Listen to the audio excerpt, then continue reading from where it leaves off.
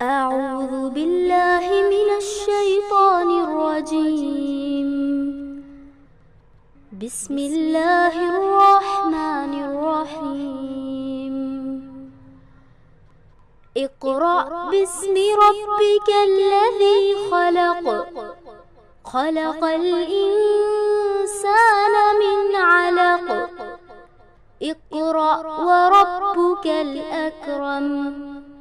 الذي علم بالقلم. علم الإنسان ما لم يعلم. نحمده ونصلي علی رسولہ الکریم، اما بعد فاعوذ باللہ من الشیطان الرجیم، بسم اللہ الرحمن الرحیم۔ اللہم صلی علی محمد وعلی آل محمد کما صلیت علی ابراہیم وعلی آل ابراہیم انک حمید مجید۔ اللہم بارک علی محمد وعلی آل محمد کما بارکت علی ابراہیم وعلی آل ابراہیم انک حمید مجید۔ سبحان اللہ وبحمدہ عدد خلقہ ورضا نفسہ وزینۃ عرشہ ومداد کلماتہ۔ اللہ اکبر کبیرا الحمد للہ کثیرا سبحان اللہ بکرۃ واسیلا۔ معزز سامعین، السلام علیکم ورحمۃ اللہ وبرکاتہ۔ رب اشرح لی صدری ویسر لی امری واحلل عقدۃ من لسانی یفقہوا قولی۔ رب زدنی علما، رب یسر ولا تعسر وتمم بالخیر۔ سلسلہ درس میں آج انشاءاللہ ہم لوگ سورہ بنی اسرائیل کا 8واں رکوع اس کا آغاز کریں گے آیت نمبر 71 سے۔ آیت نمبر 70 میں پچھلے رکوع میں جو بات ہوئی تھی کہ بلا شبہ ہم نے بنی آدم کو بزرگی عطا کی اور بحر و بر میں انہیں سواری مہیا کی، کھانے کو پاکیزہ چیزیں دیں، اور جو کچھ ہم نے پیدا کیا ہے ان میں سے کثیر مخلوق پر نمایاں فوقیت دی۔ اس پر کچھ گفتگو ہم نے کی تھی، اس کی تھوڑی سی بات جو وہ رہ گئی تھی آج اس کا انشاءاللہ خلاصہ میں کر دوں کہ جیسے اللہ تعالیٰ نے اور دوسری مخلوقات پیدا کی ہیں اسی طرح سے انسان بھی ہم ایک مخلوق ہے، لیکن ہم اشرف المخلوق ہے، یعنی جیسے انسانوں میں کوئی اگر پی ایچ ڈی کر لیتا ہے تو اسے ڈاکٹر کے خطاب سے نوازا جاتا ہے، اسی طریقے سے انسانوں میں اللہ تعالیٰ نے علم سے، فہم سے اور جو اسے وہ کانفیڈنس دیا، ان تمام معاملات سے جو فضیلت عطا فرمائی ہے، اس لحاظ سے انسان جو ہے وہ اشرف ہے۔ تو یہاں یہ بات قابل غور ہے کہ اتنی اشرف المخلوقات ہونے کے باوجود، علم والعمل اور فہم ہونے کے باوجود اگر انسان جو ہے وہ اسفل سافلین بن جائے، یعنی جانوروں سے بھی گئی گزری حرکتیں کرنے لگے اور اپنے رب کو نہ پہچان کر وہ جو ہے وہ شرک کرنے لگے، اور اس سے بڑھ کے کیا اور حماقت اور بیوقوفی ہوگی اور ضلالت یعنی گمراہی ہوگی کہ وہ خود انسان اشرف ہو کر اللہ کی دوسری مخلوقات کے سامنے سر جھکائے اور انہیں جو ہے وہ معبود سمجھے، جبکہ ان تمام کا خالق اور مالک صرف اور صرف اللہ تعالیٰ کی ذات ہے، اور اپنے ہی جیسے کسی محتاج بندے کو حاجت روا اور مشکل کشا سمجھنے لگے۔ اس سے بڑی گمراہی اور ضلالت کی بات کوئی ہو ہی نہیں سکتی۔ تو یہاں پر یہ آیت میں یہ اشارہ بھی دیا گیا تھا۔ انشاءاللہ آج آیت 71 جو ہے اس کا ترجمہ ہے کہ جس دن ہم ہر گروہ کو اس کے پیشوا کے ساتھ بلائیں گے، پھر جس کو اس کا اعمال نامہ دائیں ہاتھ میں دیا گیا تو ایسے لوگ اپنا اعمال نامہ پڑھیں گے اور ان پر ذرہ بھر ظلم نہ کیا جائے گا۔ یہاں پہ بات ہو رہی ہے کہ کس دن کی بات ہو رہی ہے؟ یہ بات ہو رہی ہے قیامت کے دن کی، آخرت کے دن کی، حساب کتاب کے دن کی۔ الحمدللہ رب العالمین، ہم مسلمان ہیں میری بہنیں، ہمارا ایمان ہے کہ یہ دنیا کی زندگی سب کچھ نہیں ہے، اور یہاں پر ہمیں ایک خاص مقصد کے لیے بھیجا گیا ہے، اور وہ مقصد ہے کہ اللہ تعالیٰ ہمیں دیکھے کہ ہم میں کون اچھے عمل کرتا ہے۔ اچھائی، برائی، خیر، شر، ہر چیز ہمیں بتا دی گئی انبیاؤں کے ذریعے، کتابوں کے ذریعے، اور ہماری زندگیوں میں مختلف آزمائشوں کے ذریعے، نعمتیں دے کر بھی، نعمتیں لے کر بھی، صبر کے ذریعے، شکر کے ذریعے، ہر حالات میں ڈال کر جو ہے وہ جب ہم ایمان کا دعویٰ کرتے ہیں تو اللہ ہماری آزمائش بھی کرتے ہیں، اور یہی ہمارا مقصد حیات ہے۔ پھر جب ہم یہاں سے اسی توشے کو لے کر، یعنی اچھے اعمال، اچھے اخلاق اور تقویٰ، جب ان چیزوں کو لے کر ہم اس دنیا سے جائیں گے، اور اگر خدا نخواستہ اس کے برعکس اگر ہم گمراہی اور شرک اور بدعتیں اور برے اعمال اگر لے کے جائیں گے تو دونوں ہی صورتوں میں وہاں پر ہماری جزا اور سزا کا معاملہ کیا جائے گا، اور اس کا خالق مالک صرف اور صرف اللہ رب العالمین کی ذات ہے۔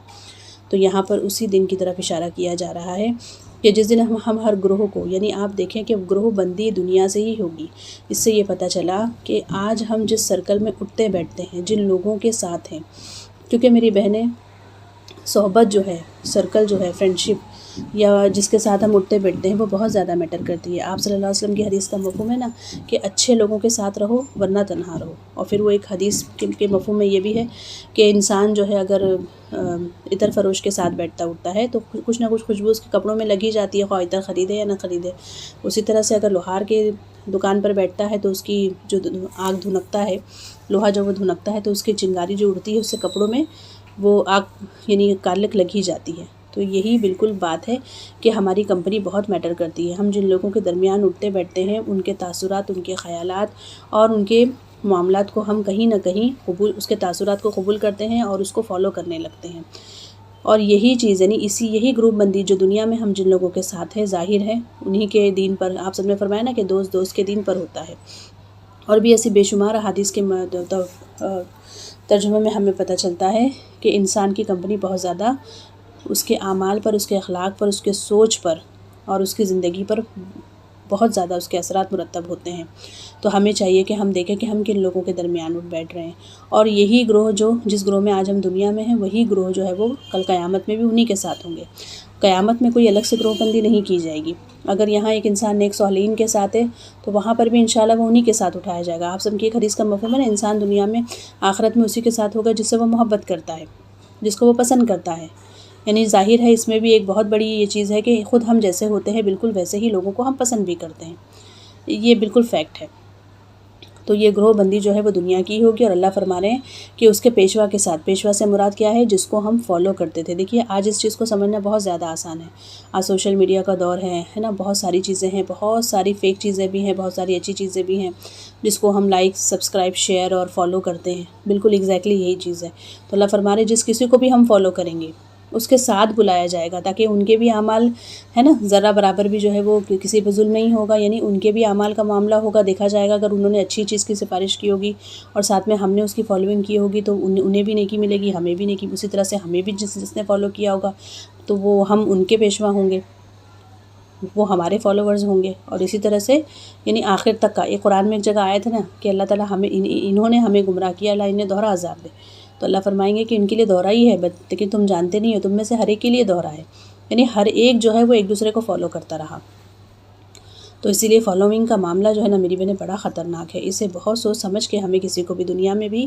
دین کے معاملے میں ہو، دنیا کے معاملے میں بہت سوچ سمجھ کر پیروی کرنی چاہیے۔ اسی لیے دیکھیے سورہ فاتحہ جب ہم پڑھتے ہیں تو کتنی زبردست وہ آخری کی آیت ہے نا کہ اللہ تعالیٰ ہمیں ان کی پیروی کی توفیق دینا جو کہ نیک اور صدیقین اور صالحین ہیں، ان کی نہیں جو گمراہ ہوئے اور جو ضلالت میں پڑ گئے۔ تو یہاں پر یہی بات ہو رہی ہے کہ جس کے ساتھ ہم اٹھتے بیٹھتے ہیں وہ ہم پر اثر انداز ہوتے ہیں، اور ان کے خیالات، معاملات، افکار کا ہماری زندگیوں پر، ہمارے اعمال پر بہت گہرا اثر پڑتا ہے۔ پھر اللہ فرما رہے ہیں کہ اگر وہ اچھے لوگوں کے ساتھ اٹھتے بیٹھتے ہوں گے، اچھی فالوئنگ ہوگی تو ظاہر ہے ان کا اعمال نامہ جو ہے وہ دائیں ہاتھ میں دیا جائے گا۔ یعنی جیسے کہتے ہیں نا برائٹ اسٹوڈنٹس ہوتے ہیں، بہت اچھے نمبر سے پاس ہوئے تو انہیں جو ہے سب کے سامنے تالیاں بجتی ہوتی ہیں، انہیں اناؤنس کیا جاتا ہے، اسٹیج پر بلایا جاتا ہے، اور پھر انہیں ٹرافی کے ساتھ، میڈلز کے ساتھ جو ہے انہیں ان کے سرٹیفکیٹس دیے جاتے ہیں۔ کچھ اسی طرح کا اللہ عالم بالثواب کے کیا معاملہ ہوگا تو اللہ فرماتے ہیں کہ سامنے دیا جائے گا۔ تو ایسے لوگ اپنا اعمال نامہ پڑھیں گے اور ان پر ذرا بھر بھی ظلم نہ کیا جائے گا۔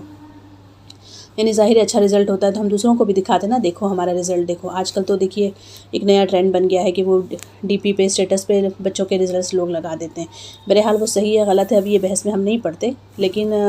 اچھا رزلٹ ہوتا ہے تو انسان کا دل چاہتا ہے دکھانے کا کہ ہاں بھئی ایک خوشی محسوس ہوتی ہے، اس میں ریاکاری تو نہیں ہونی چاہیے، دنیا کا معاملہ ہے، لیکن آخرت میں جو ہے وہ اس طرح کا معاملہ ہوگا کہ وہ دکھائیں گے، یعنی وہ پسند کریں گے اور لوگ دیکھنا بھی پسند کریں گے، وہ دکھانا بھی پسند کریں گے، اور اس سے کیا ہوگا جو مجرم ہوں گے نا ان کی حسرت میں مزید اضافہ ہو جائے گا۔ یعنی ایک تو وہ کڑ رہے ہوں گے، جل رہے ہوں گے، ڈرے ہوں گے، خوفزدہ ہوں گے کہ اب ہمارے ساتھ جو معاملہ ہونا ہے اور ہمارا انجام یہ ہو رہا ہے، اور دوسرا اس میں کیا ہوتا ہے مزید کرب اور مزید عذاب اور مزید ان کو تکلیف یہ ہوگی کہ ان کا اتنا اچھا رزلٹ نکل گیا ہے نا۔ دونوں ہی چیزیں جو ہیں ان کے لیے بڑی تکلیف دہ ہوگی۔ اور اللہ فرماتے ہیں کہ ذرہ بر بھی، یعنی فتیل یعنی ہوتا ہے جو کھجور کی گٹھلی ہوتی ہے، اس میں دیکھیے باریک سی جھلی ہوتی ہے، یعنی اس سے بھی اتنا سا بھی یعنی اللہ تعالیٰ جو ہے وہ ظلم نہیں کریں گے کسی پر بھی۔ یعنی ان میں سے جو اگر برے بھی ہوں گے، ایک تو یہ ہے کہ جو اچھے ہوں گے ان کا نام ہے، انہیں تو اللہ تعالیٰ اپنے فضل و کرم سے، اپنی رحمت سے جو ہے وہ بہت زیادہ سے نوازیں گے، بہت نیکیوں سے، اپنی رحمت سے، جنت سے، اپنے دیدار سے، بہت ساری نے وہاں پر رحمتیں ہوں گی اللہ تعالیٰ کی، اللہ تعالیٰ ہمیں وہ نصیب فرمائے۔ لیکن جو ہے وہ برے جو لوگ ہوں گے ان کے نامہ عمل جب ان دیے جائیں گے تو ان پر اللہ فرماتے ہیں ان کا جتنا گناہ ہوگا نا بس اتنا ہی انہیں دیا جائے گا، اس سے زیادہ یعنی اتنا وہ فتیل کے برابر بھی ان پر ظلم نہیں کیا جائے گا۔ سبحان اللہ، یہ بھی ہمارے رب کی کتنی بڑی رحمت ہے کہ ایک نیکی اگر انسان کرتا ہے تو اسے ہے نا کئی گناہ بڑھا کر، اور اللہ کہتے ہیں میرے اپنے فضل سے اور زیادہ بھی۔ لیکن گناہ کا معاملہ کیسا ہے کہ جب انسان صرف نیت کرتا ہے تو فرشتے سے کہا جاتا ہے کہ ابھی لکھو نہیں، ہو سکتا ہے وہ نہ کرے، اور اگر اس نیت کو چھوڑ دیتا ہے تو ایک نیکی لکھی جاتی ہے کہ چھوڑ دیا، گناہ نہیں کیا، اور اگر گناہ کر گزرتا ہے تو اتنا ہی جتنا کیا۔ سبحان اللہ، یہ بھی ہمارے رب کی بہت بڑی رحمت ہے، اسی لیے ہمیں اپنے رب کی رحمت سے کبھی مایوس نہیں ہونا چاہیے، ہر وقت استغفار کریں، توبہ کریں، بار بار پلٹ آئیں، کبھی یہ نہ سوچیں کہ ہم اتنا گناہ کر رہے ہیں کس منہ سے جائیں توبہ کریں، کبھی یہ نہ سوچیں، یہ بھی شیطان کا ایک دعویٰ ہے، ایک حربہ ہے جو اس کی چال کے اس کے پھیر میں نہ آئے۔ الحمدللہ، اللہ ہمیں ہر وقت استغفار کرنے کی توفیق عطا فرمائے۔ پھر آگے اللہ فرماتے ہیں جو اس دنیا میں اندھا بنا رہا وہ آخرت میں بھی اندھا ہی رہے گا۔ اندھے سے مراد کیا؟ ایک ہوتا ہے آنکھوں کا اندھا، ایک ہوتا ہے دل کا اندھا، ہے نا۔ ہمیں آج سائنس اس بات کو پروف کرتی ہے نا کہ دل بھی سوچنے سمجھنے کی صلاحیت رکھتا ہے۔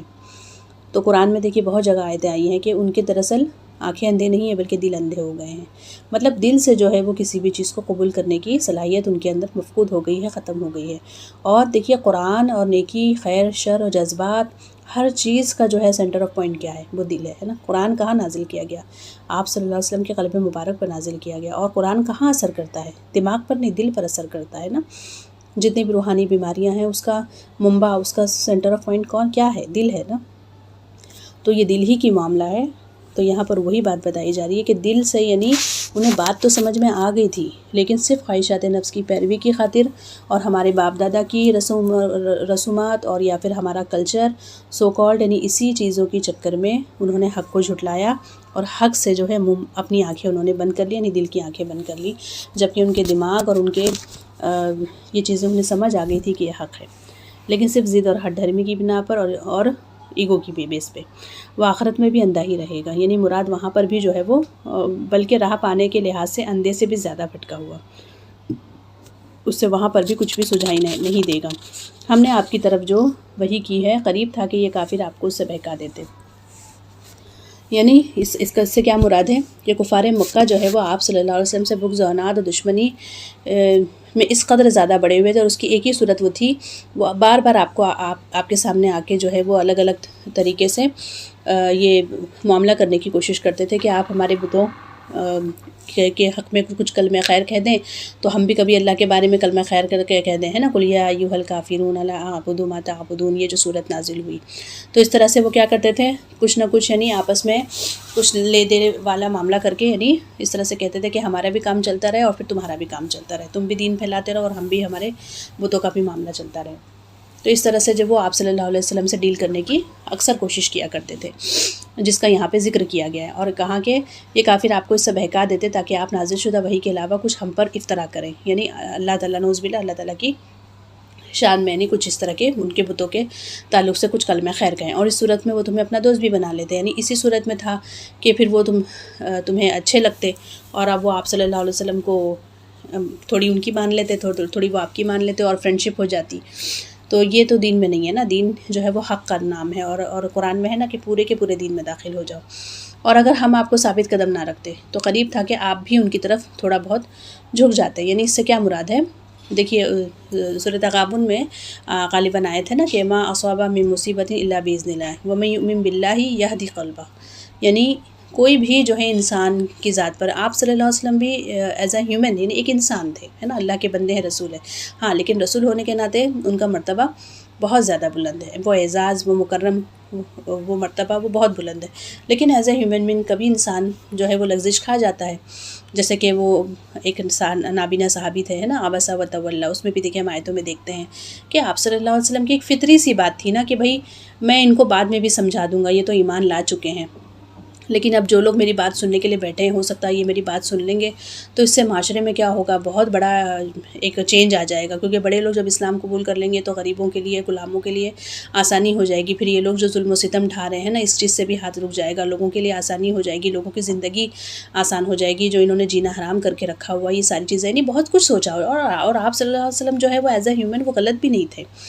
لیکن آپ پھر بھی دیکھتے ہیں کہ کس طرح سے قرآن میں پکڑ آئی نا کہ تم نے تیوری چڑھائی اور منہ بنایا. یعنی یہ سوچنے والا مقام ہے کہ کس قدر جو ہے وہ اللہ تعالیٰ کو دین کے معاملے میں نا لا اکراہ فی الدین، کوئی زور زبردستی والا معاملہ نہیں ہے. اللہ کا دین کسی کا محتاج نہیں ہے، یا ہمارے جذبات کا یا ہمارے ایگو کا جو ہے وہ اللہ کا دین محتاج نہیں ہے. تو یہاں پر اللہ تعالیٰ وہی فرما رہے ہیں کہ آپ صلی اللہ علیہ وسلم کے سامنے ایسی بہت ساری ڈیل انہوں نے کرنے کی کوشش کی تھی جبکہ ابو طالب زندہ تھے شروع کے دور میں، ہے نا، کہ آپ جو دعوت پیش کر رہے ہیں اسے چھوڑ دیں. اگر آپ سرداری چاہتے ہیں تو ہم آپ کو سرداری دے دیتے ہیں. اگر آپ کسی خوبصورت عورت سے شادی کرنا چاہتے ہیں تو ہے نا، سب سے زیادہ خوبصورت عورت سے ہم آپ کی شادی کریں. سرداری چاہتے ہیں سرداری لے لیں. اور اس کے بعد جو اگر خدا نخواستہ اگر آپ کو کوئی بیماری لاحق ہو گئی، جن بھوت پکڑ لیا، تو بڑے سے بڑے ہم حکیم کو، جھاڑ پھونک کرنے والے کو بلا کے اپنے خرچے پہ ہم جو ہے ہم آپ کو، نہیں بہت ساری چیزیں. یعنی ایک دنیا پرست کے لیے جو معاملات ہو سکتے ہیں، انسان جو چاہ سکتا ہے دنیا کی بیس پہ، انہوں نے وہ سارے جو ہے وہ چیزیں آپ صلی اللہ علیہ وسلم کے سامنے رکھ دی کہ بھئی آپ کو جو چاہیے لے لیں لیکن آپ اس کام سے باز آ جائیں، ہے نا. تو اس پر ابو طالب نے بھی ایک گھڑی، ان کی بھی یہ ہوا کہ بھتیجے ذرا بات سن لو، ان کی اگر کچھ ہے نا ایڈجسٹمنٹ ہو سکتی ہے. لیکن پھر آپ سب نے کیا جواب دیا تھا کہ وہ میرے ایک ہاتھ پر اگر سورج لا کر رکھ دیا، دوسرے پہ چاند، تب بھی جو ہے میں ان کی اس کام سے میں باز نہیں آ سکتا، اور یہ کام تو پورا ہو کے رہے گا. اور پھر جب ابو طالب نے آپ صدم کا یہ استقلال دیکھا، یعنی یہ جذبہ اور یہ استقامت دیکھی، تو پھر وہ بھی، ان کی بھی ہمت بنی اور کہا کہ بھتیجے تمہیں جو کرنا ہے کرو، میں جب تک زندہ رہوں گا تمہاری حمایت پر کمر بستہ رہوں گا. اور پھر قریشیوں کا وفد جو ہے وہ ناکام ہو کر اٹھ کر وہ چلا گیا. تو یہاں پر یہ آیت جو ہے اشارہ کر رہی ہے کہ یہ جو استقامت، یہ جو استقلال ہے، یہ ہر کسی کی بس کی بات نہیں ہے، بڑے حوصلے اور ایمان کی بات ہے. اور ظاہر ہے انبیاؤں سے زیادہ بڑھ کے ایمان کسی کا نہیں ہوتا. انہیں وہ ایمان اسی لیے دیا جاتا ہے کیونکہ انہیں پوری امت کو، پوری قوم کو جو ہے اپنا آئیڈیل بنانا ہوتا ہے، اور وہ ان کے فالوور بننے والے ہوتے ہیں. تو آپ صلی اللہ علیہ وسلم کا جو ایمان تھا نا، تو اللہ نے نا یہدی قلبہ، اللہ نے ان کے دل کو ایسی ہدایت بخشی تھی، ایسا استقلال بخشا تھا کہ آخری یعنی زندگی میں ہم دیکھتے ہیں آپ صلی اللہ علیہ وسلم کی جب سیرت پڑھتے ہیں تو کیسے مشکل دور آئے. مطلب ایک عام انسان پاسبل ہی نہیں ہے کہ وہ ڈیل کر پائے، لیکن آپ صلی اللہ علیہ وسلم نے اللہ کے اذن سے، ہے نا، اللہ کہتے ہیں کہ سب اللہ کے اذن سے ہوتا ہے. یعنی ہر کریڈٹ جو ہے وہ گوز ٹو اللہ رب العالمین کی ذات. تو ہمیں بھی اپنے معاملات میں ہر وقت اللہ سے مدد طلب کرتے رہنا چاہیے،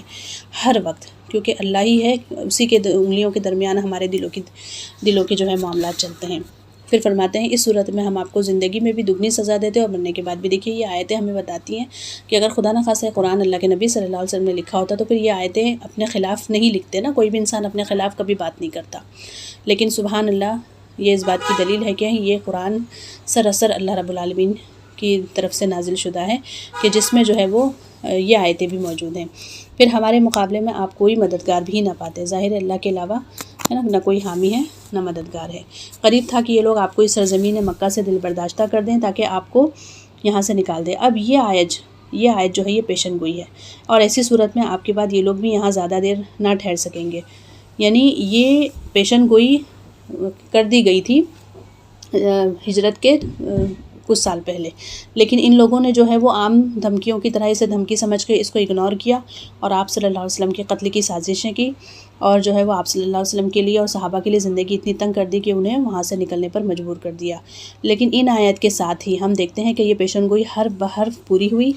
اور جب انہوں نے آپ صلی اللہ علیہ وسلم کو مکہ چھوڑنے پر اور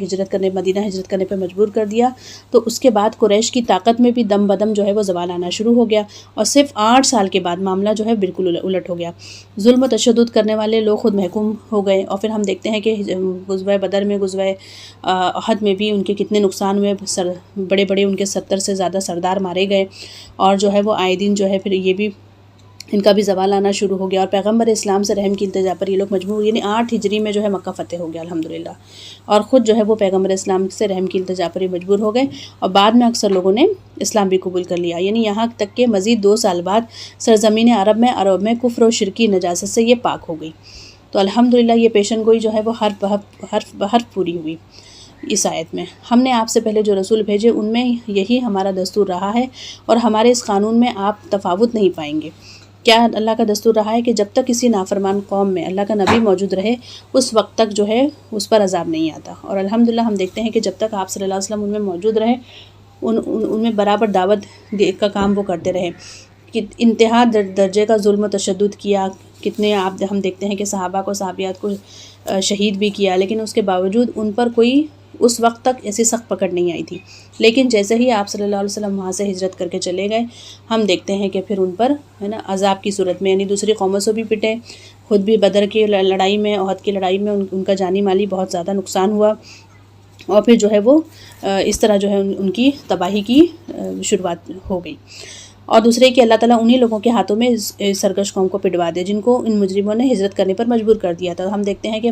مختلف جنگوں میں جب صحابہ نے حصہ لیا تو انہی صحابہ جن کو انہوں نے تنگ کیا تھا اور جو ہے وہ سرزمین مکہ کو اور اپنے بال بچوں کو اور اپنی پراپرٹیز کو چھوڑنے پہ مجبور کیا تھا، انہی صحابہ کے ہاتھوں سے جو ہے ان کی پٹائی ہوئی اور انہیں قتل کیا گیا۔ اور پھر جو ہے دوسری قوم کے لوگوں یعنی عرب کے مختلف علاقوں کے نظروں میں بھی یہ گر گئے اور ان کی جو اکنامکس ہے وہ پوری طرح سے برباد ہو کے رہ گئی۔ فتح مکہ ہونے تک جو ہے وہ ان کی کمر ٹوٹ کے رہ گئی تھی۔ تو الحمدللہ یہ رکوعات مکمل ہوا انشاءاللہ۔ وآخر دعوانا ان الحمدللہ رب العالمین۔ بسم اللہ والصلاۃ والسلام علی سید المرسلین وعلی آلہ وصحبہ اجمعین، آمین یا رب العالمین۔ ربنا تقبل منا انک انت السمیع العلیم وتب علینا انک انت التواب الرحیم۔ السلام علیکم ورحمۃ اللہ وبرکاتہ۔